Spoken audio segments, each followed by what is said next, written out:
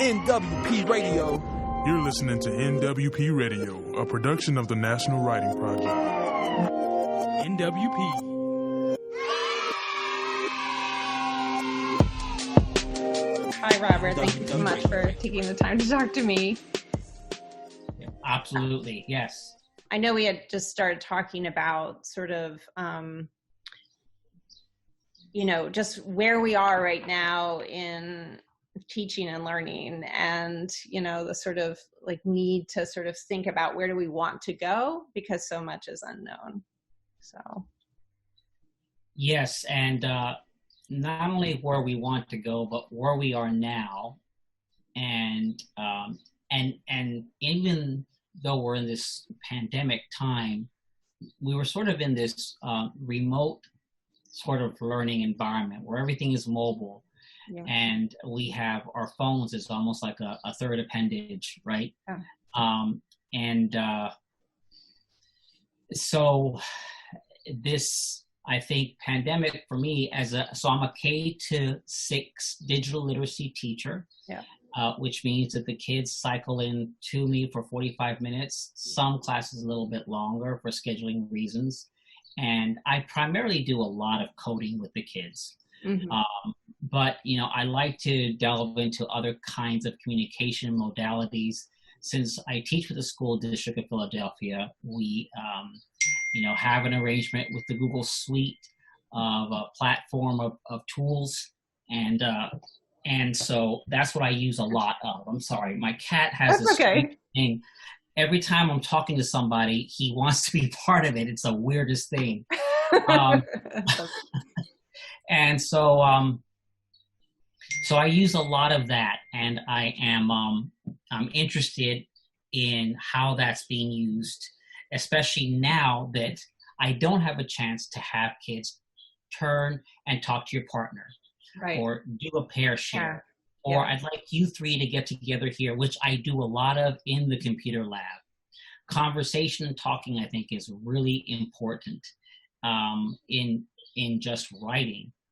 And so how does that happen now when your classroom now is, a Hollywood Squares of whatever kids decide to show up really for the remote learning, because it really wasn't mandatory once we left. And how do you kind of generate that? And so, I don't have a whole lot of insights or best practices, but one insight was just sort of happened when I was coming into a classroom to do a coding lesson. And while we were waiting for kids to come in, some side conversations, as kids would be wont to do, was happening. And they started chatting as well. And they started talking about, and this is a group of fifth graders, how, when they grow old and they have grandchildren, they're sitting on a porch. Literally, they were saying these words. They're going to be able to talk about their days at during COVID-19 or coronavirus. And they're going to say, you didn't know what it was like back then, but let me tell you a story. And it was wow. A fascinating non-teacher generated conversation that was happening. And there was at that point already a good 10 or 11 kids there, and we were waiting for more to come on. That was happening. And I was there with the homeroom teacher. We didn't say anything. We just let them go on, and with the chat as well. And so I went on with my lesson, but after that I said, now that's the way good writing starts. That's how it begins. And how do you take something like that that's just so organic and comes from a real feeling and make that into something that could be possible? So I started an online journal where I had the kids. I asked if I could come back later on. I had a side conversation with the teacher about, hey, did you know conversation that was going on? Wasn't that wild? And I just developed very simple journal pages out of Google Slides. We only had 3 more weeks of school left. And I gave her this idea, and she was, yes, come on in for the next class. And I came in, I said, hey, I recapped what I heard, and I thought it was so great. And I said, here are some slides. I'd like you to record at least once a day. And I also showed them how to add pages if you wanted to keep adding pages. But at minimum, do 3 entries, one per week that we had left over, and just write freely about what you're doing during COVID-19 or during your quarantine. I call it, this is your quarantine journal. And I hoped to capture some of that thinking. And I did get a variety of responses. Some of them are charming about cooking noodles with their family and doing a lot more of that. Most of them, almost 99%, talking about how much they. One child in particular said, "This was the best thing to happen. I don't have teachers breathing down my back. I can take a break from my work when I want to, and I can come back when I want to." I think that was true. And I think that he sort of wrote for a segment of kids for whom this kind of learning works well. And I've heard that anecdotally from teachers. But anyway, I guess, in answer to thinking about how you would design and support learners and recommendations, there are all kinds of things you could put out there. There are all kinds of cute little gadgets you can find online. Pear Deck is one of them that I kind of got into this year, or with the whole transition to remote learning. But taking advantage of what kids already do mobilely. I mean, as young as first graders I have coming in with their phones, they are chatting and they're texting and they're carrying these conversations offline. And I would be dishonest if I didn't say that has led to some trouble that we've had to deal with at a school level. And we have a wonderful counselor, and I do a strong component on media literacy. And I have a very amazing principal who addresses this. But I think there's so much power there because you see language come out of there. You see unique linguistics that I think that we might not call school language, but it's a form of communication that kids use that I'm kind of been introduced to. I never knew about some of the words that they use to communicate simple ideas. So I think that if we had room someplace in the writing space or classroom or the writing curriculum where kids are allowed to be able to use that kind of organic communication, a chat feature in Google Classroom, or, I find a lot through the comments that kids are able to make in Classroom as well as in a simple Google Doc. That kind of like side talk that happens. It may take a little bit of mining from the teacher to kind of go through and see what sort of threads are coming out and themes.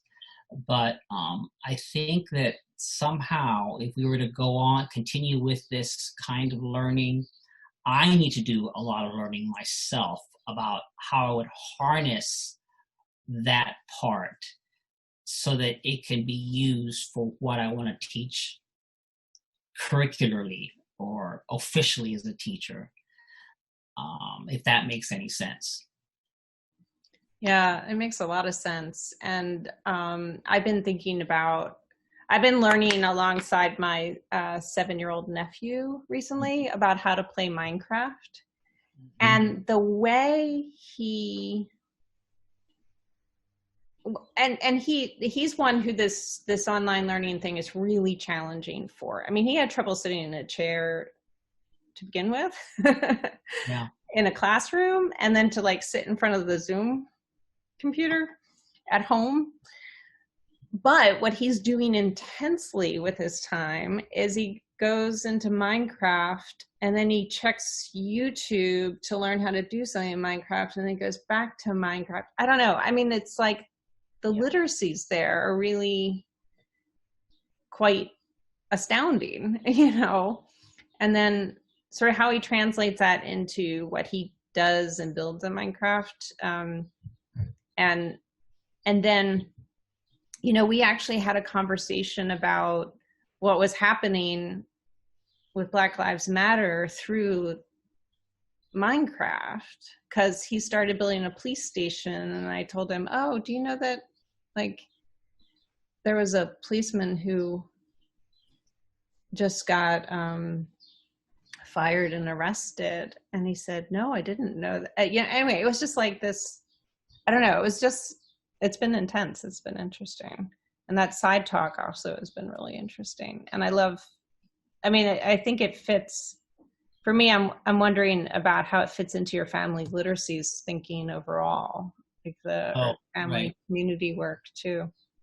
So the teachers that I work with that are featured in the article, and I have,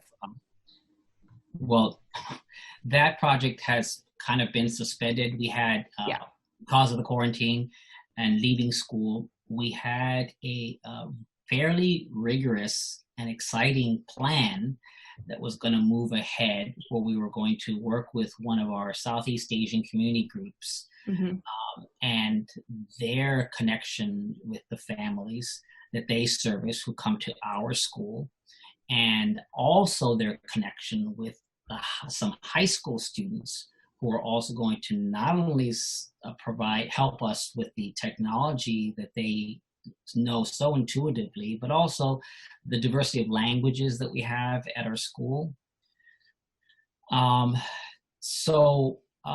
That was really exciting, because we also saw the Family and Communities Stories Project as one that revolves around actual conversation that families had. Part of our initial grant provided food, for instance, money for food, so that conversation happened around food, and then that would be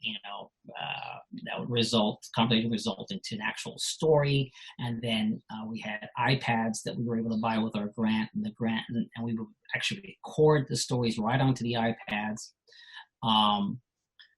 So there were lots of little parts to this, and now that we are, remote, we've had to suspend that. Now we're wondering what we could do to continue this, because our families still have, as you talked about earlier, they have phones. Every child now has a Chromebook, at least at our school. The school district of Philadelphia made sure that they all had Chromebooks, but our school were pretty certain that about 100% of our kids have their Chromebooks. And so there are ways to record into that and to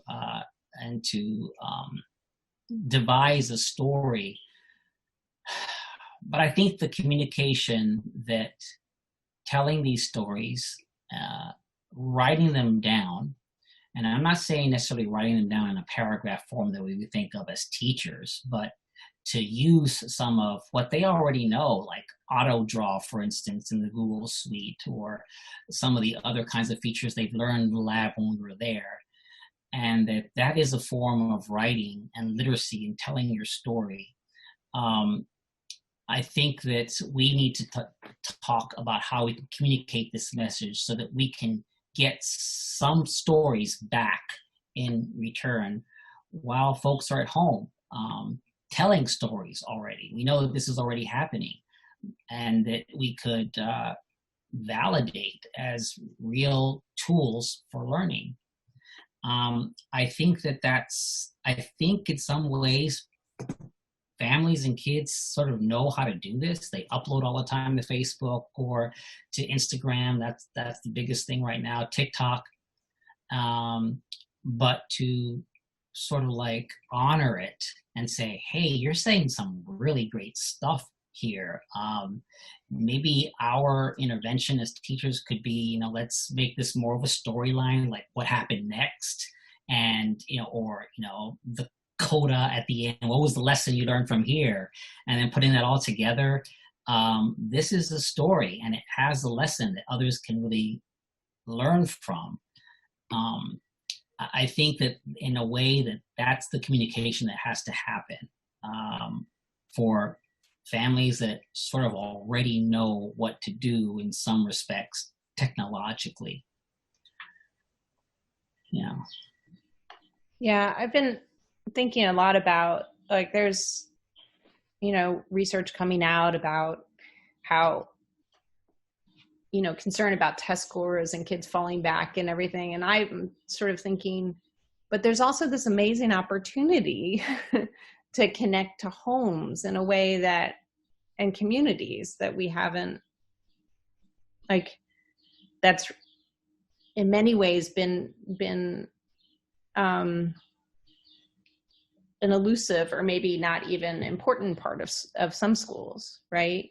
And you've been trying to do this for a while now, and it's not easy or obvious, right? I mean, what I love about your article too is that it's very, it feels very real. You're like, oh, we weren't sure how to do to make this happen. Yeah. And Yeah. Anyway, as you said, I mean, it hasn't been something that we validated at the school level. right. And I've been interested in this sort of idea of space now. You and I are occupying this, kind of rectangular space. And going into some of these classrooms through Google Meet is a window into a space of learning. So we're entering that space as teachers. They're looking into our space. This is how I teach. I don't change my background. And the kids really don't either. So you have a window into their space and what's behind them. Mm-hmm. And then this idea again of space was even made, and I haven't put this all into some cohesive, beautiful, philosophical thesis, but there were a couple of times. I'm a Spanish speaker. Mm-hmm. Many of our families are from Mexico and Central America. Mm-hmm. And very early on, I spoke quite a bit of Spanish to get some message across to some of the kids. And on several occasions, you would have this rectangle, and then you would see a head come in this way, and another head of an adult. Right. Of the adults who are probably Spanish speakers, and we're looking, who's this teacher speaking in a language I recognize? Right. So it began in English, obviously, and most of the teachers are solely English speakers. But suddenly they were hearing their language kind of come from the screen, and it made me wonder about the space that was behind the screen. And so there are lots of dimensions to this, right? So there's like the learning that's happening behind the screen that's already there, that's not being recorded or not in that visual place. And then there's this space of learning that we see within the triangle that both captures my background and your background and how we utilize that space. Yeah. And not to mention, the space that we are in time right now, you know, highly polemic time, and what that means for us as teachers and for our students who are hearing it and living it in their own spaces at home. Yeah. Well, one of the reasons I wanted to talk to you, but what I love about your work in general is this sort of like clear inquiry approach you take to where we are, like asking questions about what are we doing and why are we doing it? And one of the comments I made at the top of this conversation was that I do think there's this like desire to get best practices around this work. And having been in this work for a while, I tend to think whatever this work is, sometimes I'm not even sure what this work is, but maybe like for the sake of argument, using digital media tools and working in network spaces and all that, I feel like there's effective practices that are emerging for sure, but that we really have to keep designing this together. And as you say, it's a really unique space, not just in terms of like the tools we're using, but the moment we're in, this is unprecedented. And I love that the kids were talking about this, like imagining themselves on the porch as older folks. I mean, that's just, yeah. It just shows a level of self-awareness and of, moment in time that's just beautiful. And talk about the opportunities. So that particular example, we all know that kids are talking all the time. Yeah.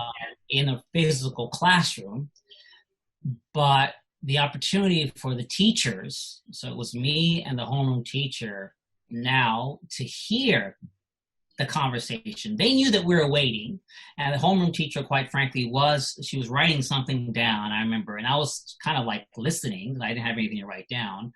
But after we conferred, I knew that we both heard the same thing. There's this opportunity to, nothing's going to substitute the physical classroom, but we had, that was a unique opportunity to really listen to these conversations that were happening in this Google Meet space and in what was happening in a chat. Yeah. That when you're in a physical classroom, you have, as a teacher, a million things going on.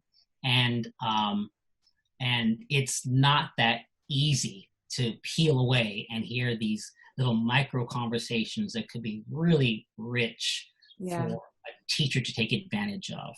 Yeah. So yes, to your point, I think looking at the opportunities that are here now, this is our reality now.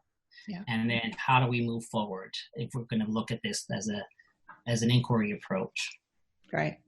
Yeah. Well, thank you, Robert, so much for talking to me, and for taking on this inquiry and for sharing your work too as you go. So you're welcome. Thank you for asking me.